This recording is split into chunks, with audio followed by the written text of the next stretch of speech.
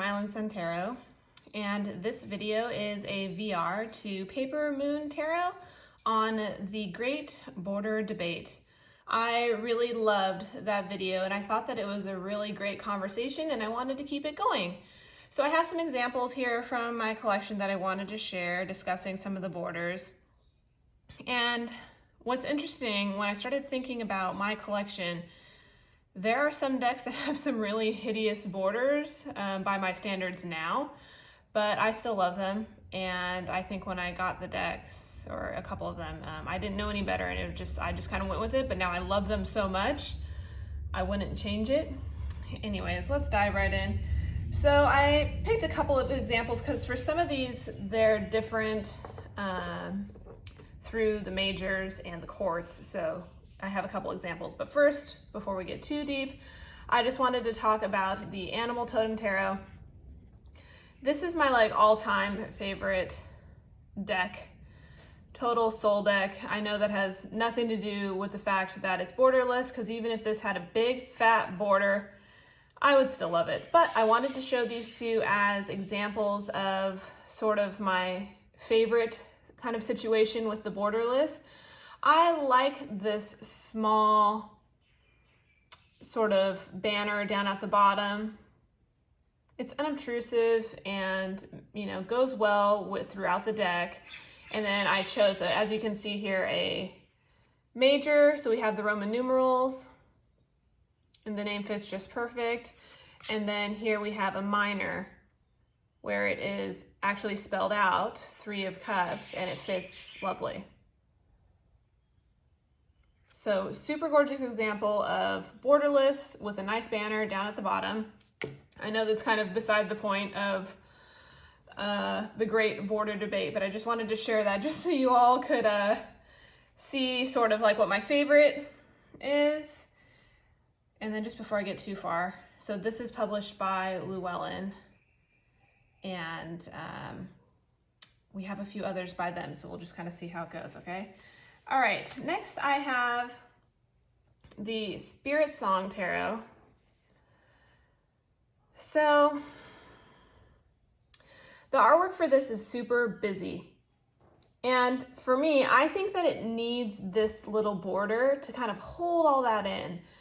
And I really do like how they've brought the busyness and the line work from the art down into where they have the labels here. So if you did trim it, you would be taking off just that much, but I think I have seen this trimmed by others, and to me, to my eye, it just looks super, super busy. So I like this border holding it all in. But we have a lot going on down here. 5 of crystals completely spelled out. We have a couple of keywords and then also the elemental symbol too. So this is a minor. We have a major. Same style art, everything fits nice down in the space provided. And then a court card. And then this is one of the ones where you can barely tell. The borders are color-coded, not color-coded, excuse me, different per card. Just whatever matches the artwork, that's the color of the border.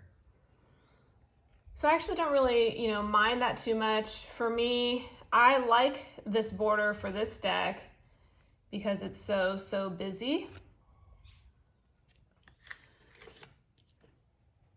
And then kind of along the lines of busy with the smaller border, I have the Shadowscapes Tarot. Oh, I'm sorry, this is by US Games. So remember that because we'll get to another. So this is the Shadowscapes Tarot. It's published by Llewellyn. So how lovely would this deck have been if it was like this with the smaller banner? Even if it was, the artwork was all the way out to the edges and they just had this thin silver line down at the bottom, because it is rather small. We have the Roman numerals, the name of the card. Do we really need this border all the way out? But this card, has more open space. But as we get to the next couple, they can be busy for this deck. So it kind of gives me the same feelings of the Spirit Song. Do I like that silver border sort of holding it all in? Really, with this deck, I wish there was no borders and that the cards were bigger, because I think the artwork is so lovely and it's so detailed and small that you need that bigger card minus the border to sort of give you that full immersive effect. And for me, I really think that's what it is when it comes down to borders and no borders. The border is, you know, holding everything in, whereas with some decks, like with the Spirit Song, I like that. But something like this, I want to set it free so badly. So yes, the Shadowscapes Tarot. So next I have another US Games deck, and this is an older deck, but the reason why I said US Games, remember, could you imagine this US Games deck that is a little older, published like this? On this larger cardstock. I just think it's so, so pretty. This artwork. I don't mind this normal tarot size. I just wish the artwork went out to the edges. And then this deck, as much as I love it, it has the biggest no-no in my book.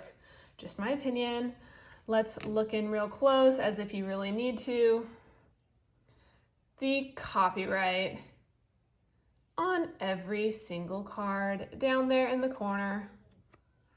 And I just think it's hideous. I can get along with a white border, but that, really? I don't know. So I have seen this trimmed down a lot. You know, they take it all off. It's probably to get rid of that too. But then I do like this colored banner down at the bottom. It is different for each suit. And for the majors, we have a cups card here, sort of this like light pink. And then a major, sort of a cream here. And I just think, I mean, I love this deck and I use it regardless. This artwork is really beautiful to me and I've really connected with this deck over the years. And the border isn't enough to put me off from working with the deck, but I just wish so badly that it was borderless minus the copyright. But you know, this can be modified.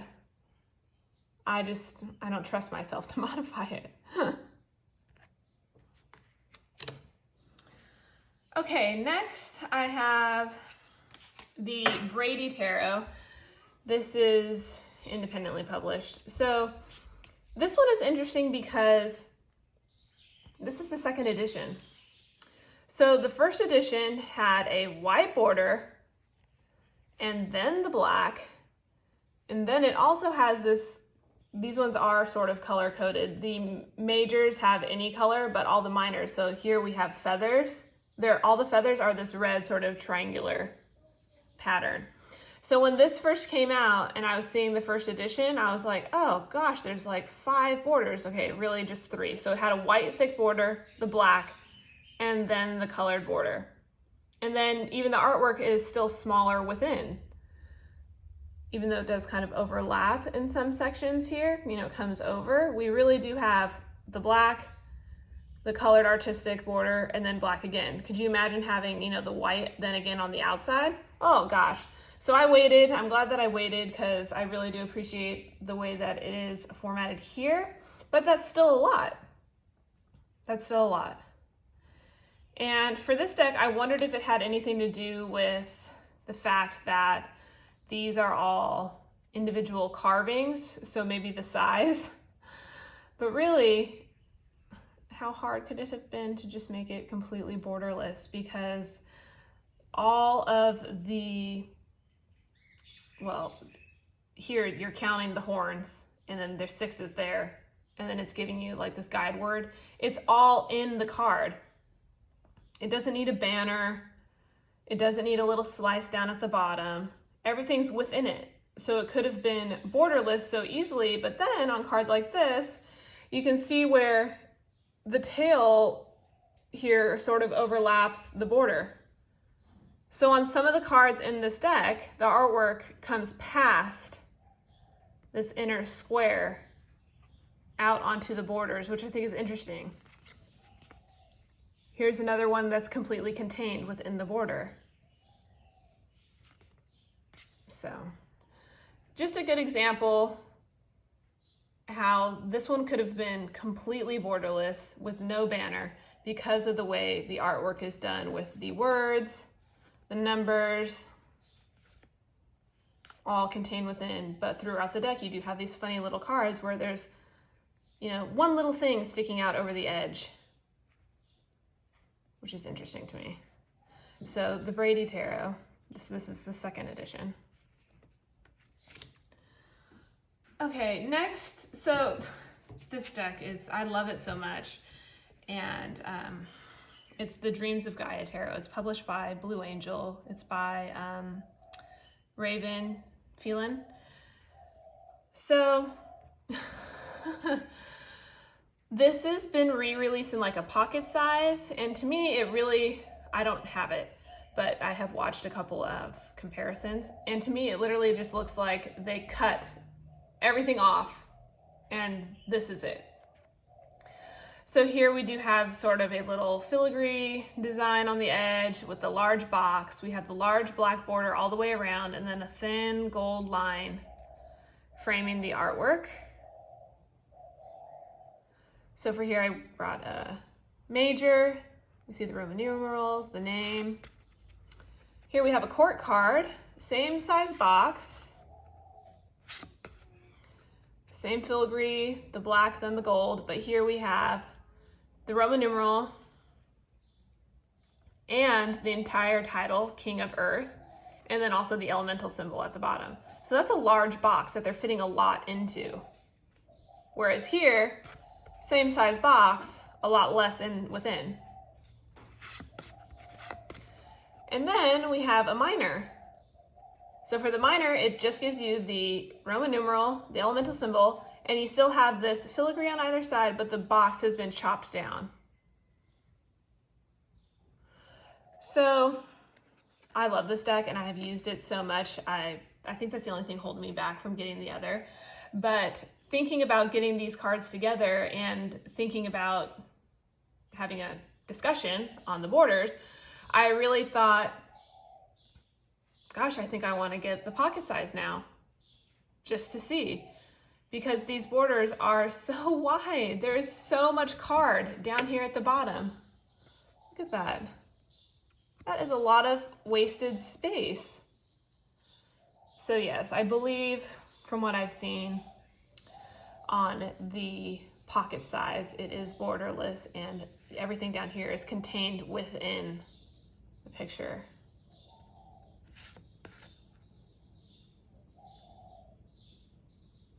So, you know, still a gorgeous deck that I absolutely love, but just a lot of extra wasted space that I think is unnecessary. And this is the kind of artwork that I really just want to set free from its borders. And I'm glad that they did. So I don't know, we'll see. I might check it out. If you have the pocket size, let me know how you feel about it. If the borderless style really did help the artwork pop. All right, next I have the Children of Litha Tarot. This is an indie deck. It's by Alexandria Huntington.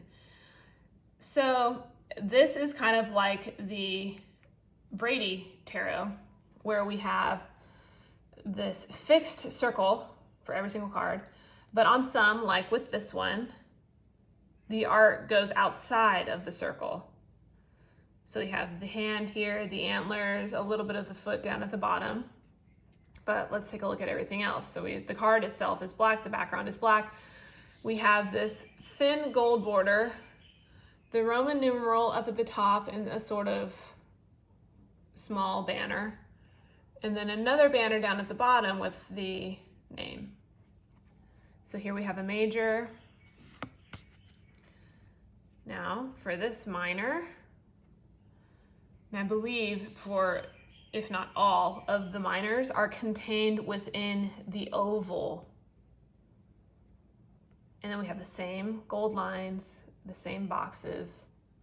Oh, excuse me, same box at the top for the Roman numerals. No box down at the bottom for the minors.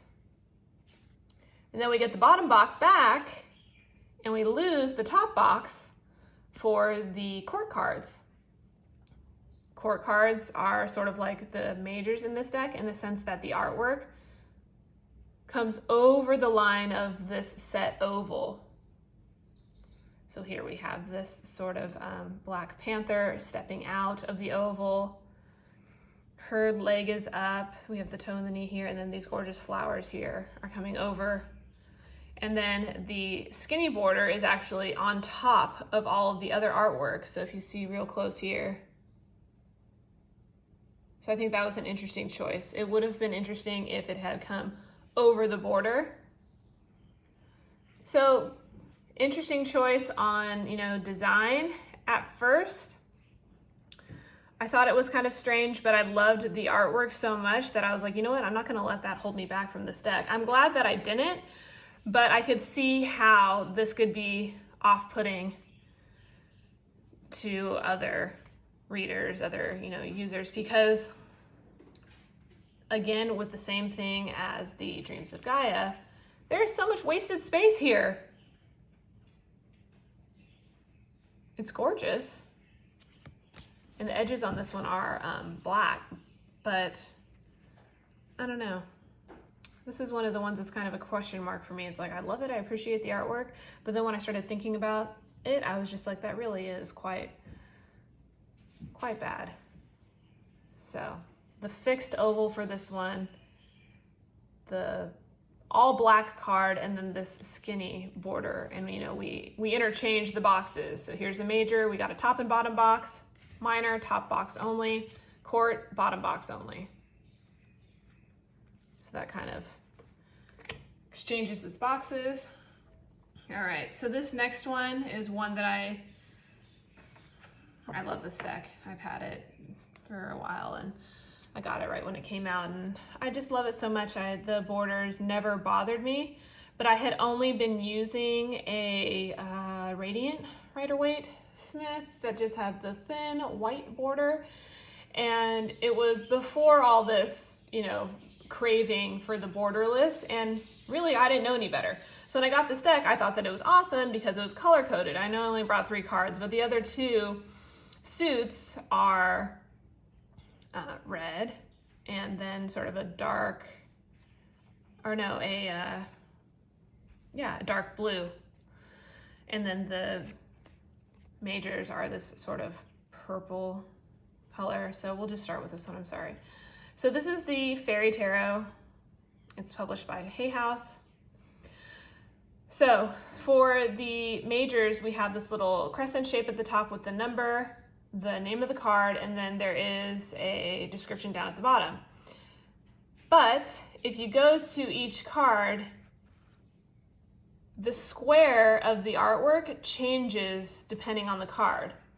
So all of the majors are like this with the crescent, the name of the card, and the description. The box is the same size. We go to the next is the court card. You get that same style with the spacing, the larger space up here because we have Princess of Summer. So the label. This also gives you some keywords and then another description down at the bottom. So there's a lot packed into that border, and then again, it's color coded, but these 2 squares of artwork are the same size. Then for all the minors, we're losing some of that space at the top, so the artwork is bigger. 9 of Autumn. We still have a description down at the bottom, but look at the square that the artwork is in. Look how much larger if we just hold it real steady. So the space down at the bottom on all these cards is the same to fit in that description. So now upon thinking about it, I was like, wow, that's so interesting, the variation between the minors, the court, and the majors, and the size of the artwork. But I will admit, I'm a total sucker for that color-coded by the suits, majors. I really love that. And I don't know if it's just, nostalgic because I've used this deck for several years now and I just love the artwork so much that I like saw past the borders and it never really bothered me. And I didn't really think about it until I decided to do this video. And I was like, wow, that is a lot of wasted space, and the artwork really is beautiful. I know with this, sorry, I want to say like Doreen Virtue style, but really it's Radley Valentine style deck. They are all, you know, with a description on the cards, so they need that space. But for the large size border that we do have here, I think it's tastefully done and it's beautifully formatted for everything that they're packing in on this card. And I mean, this is a fairly large card. You can see here, let me hold it up to, you know, the Crystal Visions. That is a more standard tarot size. And you can see how much larger. So you really are getting so much more artwork than even with this. That's why with this, I want it to be borderless so bad. This, I don't mind so much, and I love the format. So the Fairy Tarot. And then last but not least, this is, it will probably be an unpopular opinion, I think, but we have the Druid Craft Tarot. I just got this deck this year. I absolutely love it. I think the artwork is stunning, and it is so earthy and vibrant that I can see past all these borders, because there are many. Let's zoom in a little. So we have this thick white outer border, sort of a, you know, stone gray, medium size, and then a skinny, like white stone border. And then this is sort of like a frame. It kind of has shading as you go around the card, as if it was inset like a frame. And then down at the bottom, we have a lot going on as well. Again, with the outer stone and then the inner stone, very skinny. And then the name of the card. So I think the major saving grace on this one is that there's no copyright in the white. And the backs are clean and beautiful.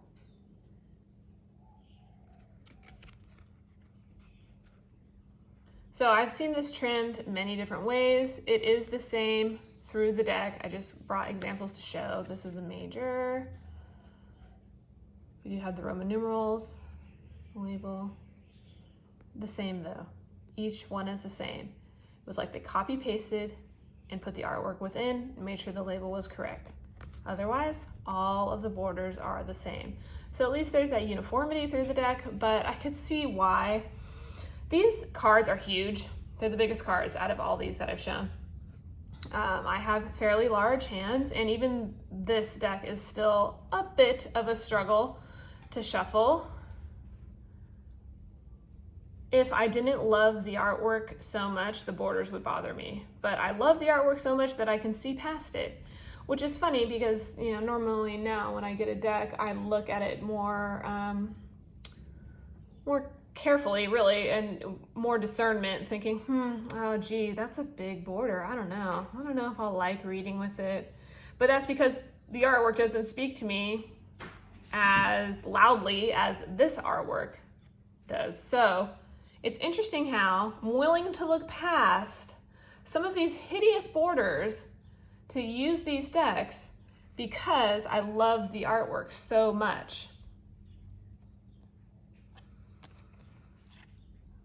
So yes, the Druid Craft Tarot can be trimmed many different ways. It looks beautiful trimmed. I would even appreciate if maybe they even just got rid of the white border and it was just this stone border that kind of goes with that whole Druid of the Earth feeling, which I really love about this deck. So I'm not saying completely borderless for this. I don't mind the way that it is, but if they did modify anything, at least the white border.